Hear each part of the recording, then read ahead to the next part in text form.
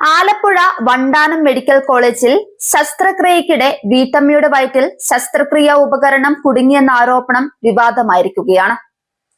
5 വർഷം മുൻപ് ഗർഭപാത്രത്തിലെ മുഴ നീക്കം ചെയ്ത പുന്നപ്ര സ്വദേശിയായ ഉഷ ജോസഫിന്റെ വയറ്റിലാണ് കത്രിക കണ്ടെത്തിയത്. ഗർഭപാത്രത്തിലെ മുഴ നീക്കം ചെയ്യാനായി കോവിഡ് സമയത്താണ് ഉഷ ആശുപത്രിയിൽ ചികിത്സ തേടിയത്. തുടർന്ന് വണ്ടാനം മെഡിക്കൽ കോളേജിൽ വെച്ച് 2021 മെയ് 5-ന് ഗർഭപാത്രത്തിലെ മുഴ നീക്കം ചെയ്യാനുള്ള ഓപ്പറേഷൻ നടത്തി. തുടർന്ന് 2 ദിവസത്തിന് ശേഷം ആശുപത്രിയിൽ നിന്ന് മടങ്ങി. ശസ്ത്രക്രിയയ്ക്ക് ശേഷം കഠിനമായ വയറുവേദനയും മറ്റ് അസ്വസ്ഥതകളും തുടങ്ങി. വയറുവേദന അനുഭവപ്പെടുമ്പോൾ ആശുപത്രികളിൽ പോയി ചികിത്സ തേടി. പല മരുന്നുകളും കഴിച്ചെങ്കിലും വേദന മാറിയില്ല.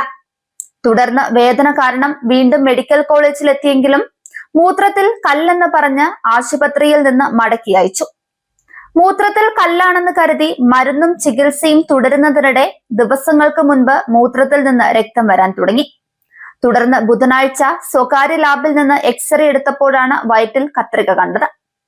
വയറ്റിൽ കത്രിക മറന്നുവെച്ച സംഭവത്തിൽ വിചിത്ര ന്യായീകരണമാണ് ആരോപണ വിധേയയായ ഡോക്ടർ ലളിതാംബിക നടത്തിയത്.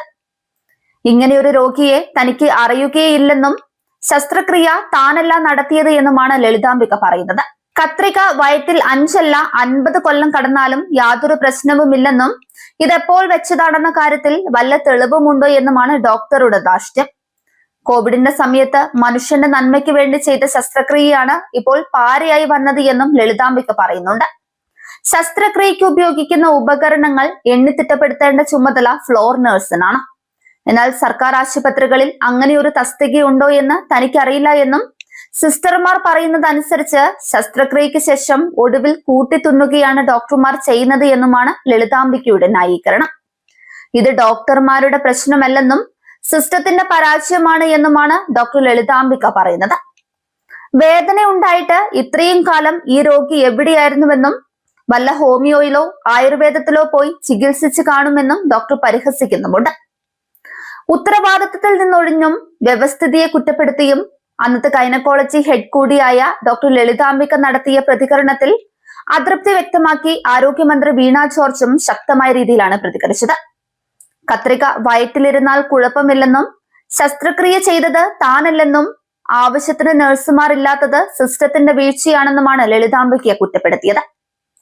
പ്രസ്താവനയ്ക്കെതിരെ രംഗത്തെത്തിയ മന്ത്രി അംഗീകരിക്കാനാവാത്ത നിലപാടാണ് ലളിതാംബികയുടേതെന്നും വീഴ്ചയിൽ നിയമ നടപടി സ്വീകരിക്കുമെന്നും വ്യക്തമാക്കി. DMAക്ക് ലഭിച്ച പ്രാഥമിക അന്വേഷണ റിപ്പോർട്ടിന്റെ അടിസ്ഥാനത്തിൽ വിദഗ്ധ സമിതി രൂപീകരിച്ച് അന്വേഷണം നടത്തുമെന്നും വിദഗ്ധ സംഘം ആലപ്പുഴയിലേക്ക് എത്തി നിയമപരമായ എല്ലാ നടപടികളും സ്വീകരിക്കുമെന്നും റിപ്പോർട്ട് പോലീസിന് കൈമാറുമെന്നും ഇക്കാര്യത്തിൽ യാതൊരു ദാക്ഷിണ്യവും ഉണ്ടാവില്ലെന്നും സർവീസിലുള്ളവരെ അന്വേഷണ വിധേയമായി സസ്പെൻഡ് ചെയ്യുമെന്നും മന്ത്രി വ്യക്തമാക്കുന്നുണ്ട്. ചേർത്തല താലൂക്ക് ആശുപത്രിയിലും സമാനമായ രീതിയിലാണ് ഗുരുതര അനാസ്ഥയുണ്ടായിട്ടുള്ളത്. വാഹനാപകടത്തിൽ പരിക്കേറ്റയാളുടെ കയ്യിലെ ചില്ല് നീക്കാതെ മുറിവ് തുന്നിക്കെട്ടിയെന്നാണ് ആരോപണം. വളമംഗലം സ്വദേശി രാധാകൃഷ്ണൻ പിള്ളയാണ് പരാതിയുമായി രംഗത്ത് വന്നിട്ടുള്ളത്. ഓട്ടോ ഡ്രൈവറാണ് 60-കാരനായ രാധാകൃഷ്ണൻ പിള്ള. കഴിഞ്ഞ ഡിസംബർ 18-ന് ഓട്ടോയ്ക്ക് കുറുകെ നായ ചാടിയാണ് അപകടമുണ്ടായത്. ഓട്ടോ മറിഞ്ഞ് ചില്ലുൾപ്പെടെ തകരുകയും രാധാകൃഷ്ണന് തലയ്ക്കും കൈക്കും പരിക്കേൽക്കുകയും ചെയ്തു. തുടർന്ന് ചേർത്തല താലൂക്ക് ആശുപത്രിയിൽ ചികിത്സ തേടി. ഇവിടെ വെച്ച് മുറിവ് വൃത്തിയാക്കാതെ തുന്നിക്കെട്ടിയെന്ന് രാധാകൃഷ്ണൻ ആരോപിക്കുന്നുണ്ട്. ഇതിനുശേഷം കയ്യിൽ നിരന്തരം വേദന അനുഭവപ്പെടുകയും ചേർത്തലയിലെ സ്വകാര്യ ആശുപത്രിയിൽ ചികിത്സ തേടുകയും ചെയ്തു. ഇവിടെ നടത്തിയ പരിശോധനയിലാണ് ചില്ലിന്റെ കഷ്ണം തറച്ചിരുന്നത് വ്യക്തമായതെന്നും രാധാകൃഷ്ണൻ പിള്ള പറയുന്നുണ്ട്. ആശുപത്രിയുടെ അനാസ്ഥയിൽ മുഖ്യമന്ത്രിക്കടക്കം പരാതി നൽകാനാണ് തീരുമാനമെന്നും അദ്ദേഹം വ്യക്തമാക്കി. അതേസമയം ഈ വിഷയത്തിൽ ആശുപത്രി അധികൃതർ പ്രതികരിച്ചിട്ടില്ല. മുൻപ് അമ്പലപ്പുഴയിൽ വാഹനാപകടത്തിൽ പരിക്കേറ്റയാളുടെ മുറിവ് വണ്ടാനം മെഡിക്കൽ കോളേജിൽ ഇത്തരത്തിൽ ചില്ല് നീക്കാതെ തുന്നിക്കെട്ടിയ സംഭവം വിവാദമായിരുന്നു.